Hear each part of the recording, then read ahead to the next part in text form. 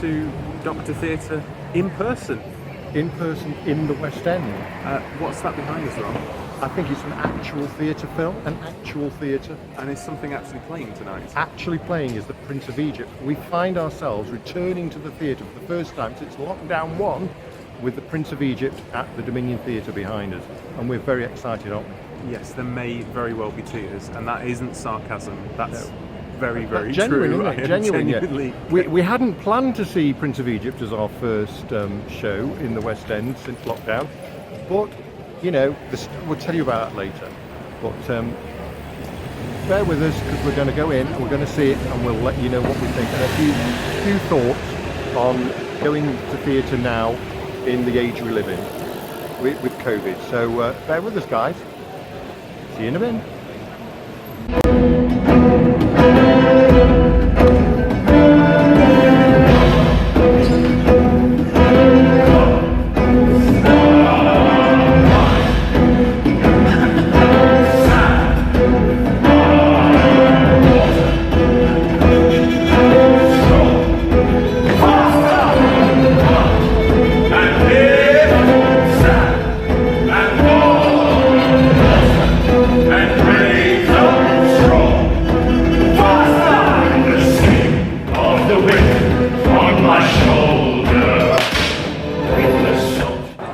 Doctor Theatre is back on the road with our second show.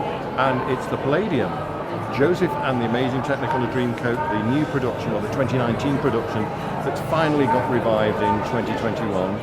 And starring this year Alexandra Burke, along with Jason Donovan and Jack Yarrow. So we're going to go in there in a little while, have a little look at what's going on. You're going to review it, I think, Phil, aren't you? Yes, I think it could be famous, it could be a big success. Haha. So join us in a little sec, and we're going to talk about our experiences of coming to the West End Theatre for the first time. And here's a little look at the production that we are about to see.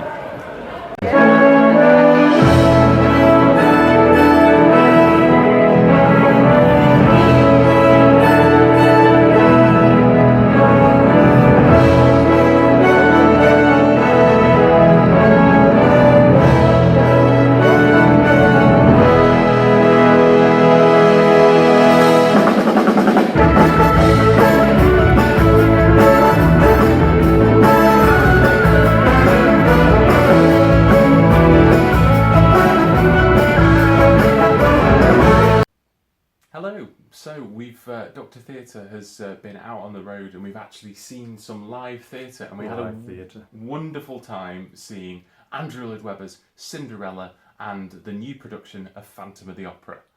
No, that was the original plan, wasn't it? We booked this weekend a long time ago, because obviously being friends we have to coordinate with our own schedules and find a weekend way in advance where we commit to. And the original plan was to see Cinderella on the Friday night, the Saturday matinee of Phantom of the Opera, and that was going to be it, wasn't it? Yeah. Then we decided we would extend it to Joseph on the Saturday night, and also we have to add that this was after the government announced their roadmap. So we weren't too hasty. The roadmap was announced. We got a date for when theatre was going to reopen. So then we made some decisions. So we got Cinderella and Phantom in the bag already. But life's not like that sometimes, and obviously the ever-changing landscape of COVID and the roadmaps and theatre itself meant that. First of all, Phantom was rescheduled, which was annoying, really, because Lloyd Webber moved it by just 1 week to the new opening date. But that 1 week, those few days, meant that it passed this weekend, and so we couldn't see the opening of it. And Cinderella, just a few days ago, got a case of the COVID, and the cast have had to isolate. So that was a non-starter as well. So you rapidly, didn't you, Phil, sought a replacement, and you chose The Prince of Egypt. So from having kind of 3 shows in the offing, we've gone down to 2, and one of which we hadn't really planned on seeing on this particular trip, although it kind of bubbling in the background anyway. We thought, oh, we must see that at some stage. And it's been a positive experience, hasn't it? I mean, particularly I have to, applaud the staff of the Dominion Theatre where Prince of Egypt is playing, because our experience of that was just exemplary, wasn't it? Yeah, I mean, they announced on during the week that they'd be playing to a full capacity audience, but that was only with a few days' notice. So actually, we had the road to ourselves. It was a relatively full house, but people were kind of dotted about, and it wasn't. So it was a good show to sort of ease in with a socially distanced or practically socially distanced audience. Ordered our programs in advance via our phone, and a pre-interval drinks were brought to us in our seat, which was actually quite pleasant, really. Yeah, I mean, the poor front of house staff have just basically turned into waiters, haven't they? Yeah, delivering drinks and programs or even merchandise to seats. Yeah. And full applause to them, because they were superb. And this is one of the hottest weeks in the year as well. And the air conditioning situation was, or the new, there's no recycled air or something. Yeah, that's right, no recycled air. Yeah, but it was very very very cool and very comfortable. Yeah. And then we went to the Palladium tonight. It wasn't quite as well coordinated, was it? Well, it was much busier for a start. There seemed to be many more people in, and it didn't feel like the Prince of Egypt felt like a socially distanced performance because there were little pockets of people all over the place, wasn't there? Tonight at the Palladium was pretty damn full, wasn't it? Which was great. We were part of a kind of full house at the Palladium, and the atmosphere was amazing. But it didn't feel quite as well coordinated as we had at the Dominion the previous night.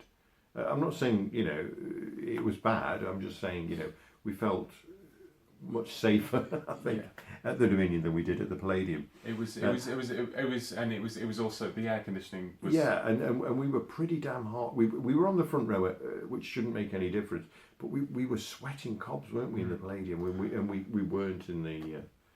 And normally I wouldn't comment on that because it's an old West End theatre, but there has been a lot of talk about the work that's been done on LW theatres and how they've got new air conditioning systems. Yeah, I just remember feeling my forehead at one point towards the end of Act 1, and it was covered in sweat. I'm thinking, oh gosh, But that not to say we didn't enjoy it, because it has been a fabulous evening. So. I'm very pleased that we managed to make lemonade out of lemons, but it has to be said, as two people who don't live in London and haven't got Theatreland just on our doorstep, it has been quite stressful in the run up to this. As like, are we going to see anything? Yeah. Is this going to happen? And I kind of said to you before we came down, we've got to expect that on the day for Prince of Egypt or Joseph, that the performance might get cancelled if there's a case of COVID in the cast. Everybody will be isolated, and suddenly we're left without a show to see. And it's very difficult when you're spending kind of £100 on a ticket, which we have done. And if you want to see more than one show as well, it's like it's making the constituent parts work. So as it stands, we're already left with a phantom booking. And now a Cinderella booking floating about, in future dates, which we hope will happen, but we will never know till we get there whether they're going to happen or not. And if we were able to do them together, that means another hotel, and if we do them separately, that means 2 return journeys on the train, which is also going to be which is expensive for us, isn't it? So I'm not blaming anybody in Theatreland for that, but it is a factor for those of us who do travel into London to see shows and have to plan well in advance to coordinate schedules, make sure that weekends are free and we're all doing the same thing. So, massively frustrating for us on many levels. But the rewards are great, because, we've seen 2 world-class shows, really. Yeah.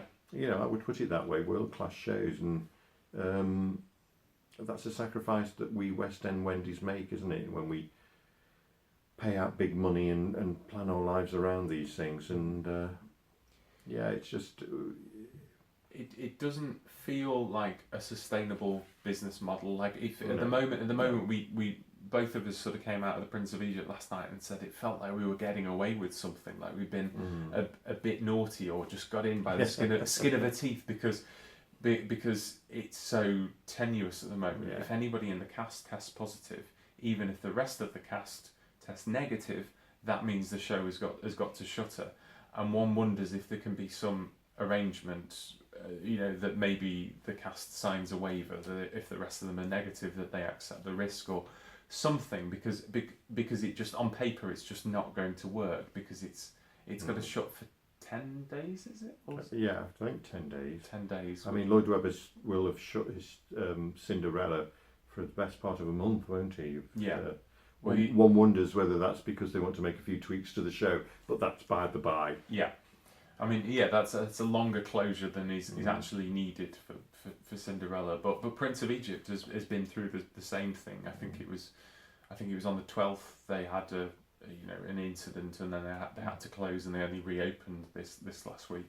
So so trips to not just the West End, I suppose, but any theatre at the moment, it is a lottery. Yeah. Whether because it only takes one positive case of COVID to shut the entire show, and there's not as many shows, as many alternatives. So if you arrive on the day of your trip, you find out your show's cancelled, you might not even be able to, whereas normally you've got any number of choices. You'll be like, oh, we'll get some cheap tickets for this. It's harder to find a replacement at the last minute. So we've been very, very lucky and feel very privileged to have seen 2 cracking shows. Yeah, if you want to know the actual ins and outs of what we did think, in depth, then we've gone the old-fashioned route, haven't we? We've done written reviews, which I still want to continue with Dr. Theatre, because that's how kind of it started, and I think written reviews are often, can be more thought about, more informed than just off the cuff talking, really.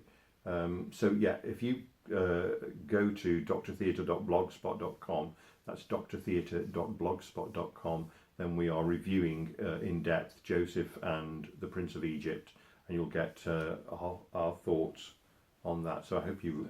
Prince of Egypt. Oh, that's right. Yeah, Phil's been to the merchandise counter, by the way.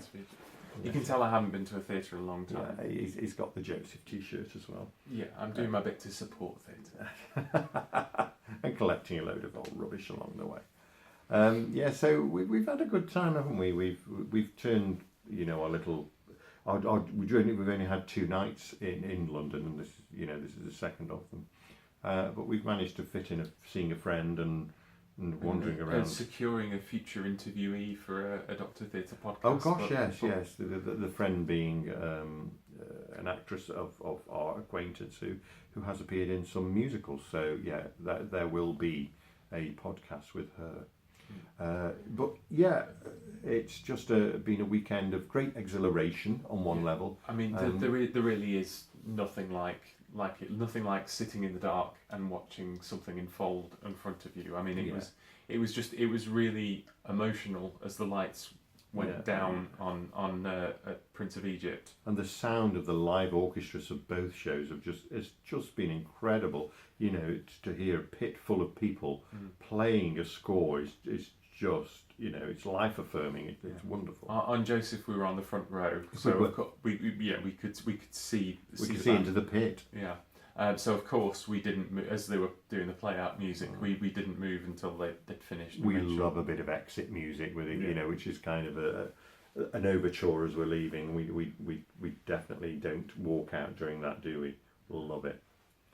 But yeah, so do please go and look at the reviews that we've written, which if they're not on right now, they will appear in the next couple of days or so. And give us your thoughts and opinions on your experiences returning to the theatre. I think the next thing we've got lined up together, I think, is it a couple of weeks or? Yeah, I think we can just we can say we fully intend to see Hope Mills' production of Rent, which is actually a return for us because we got tickets for that in December, and that one I think it was December, and that got postponed. We saw a very good recorded version of it, which was made available to people. But so hopefully we're actually going to see that production in the flesh and quite early in the run as well. So we'll provide some commentary. Fingers crossed for that one. Yeah.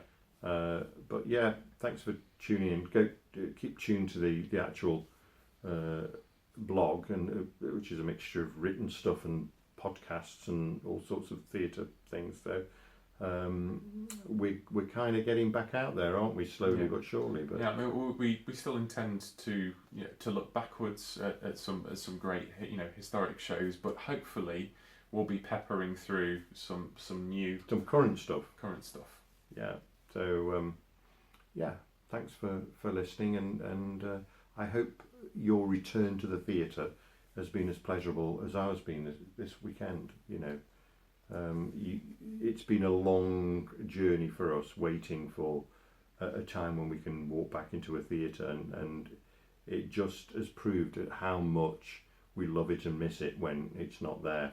And I hope that we don't have to wait another 18 months before we see another fantastic show. And to quote our Lord and Saviour Stephen Schwartz, there can be miracles. There can be miracles, yeah. Well, there is a miracle because we're actually appearing in the same shot after months of podcasting from different places, our own homes, and not getting together. We've actually managed to do something where we're in the same room, and we haven't fallen out yet. Which that's the major miracle. So thanks a lot. We'll be back with more. I'm soon, and more. What did I just say? More. Sure, I'm soon. More, I'm sure, soon. That's what I meant. We've had a drink. Okay.